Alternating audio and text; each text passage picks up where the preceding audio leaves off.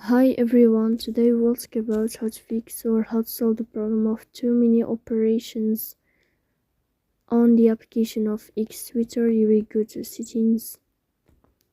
In this page you will go to apps, default apps, app settings. When above you will search about X Twitter and you will enter. Then this page of app info, you will click on first stop and you will click OK. Here you will enter to the window of storage.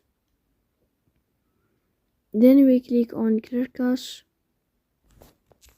In the end you can turn on your airplane mode and you can turn off your airplane mode again to fix the problem.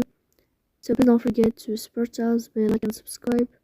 See you next time in another video and thank you for your watching and your attention. See you next time in another video and thank you for your watching and your attention.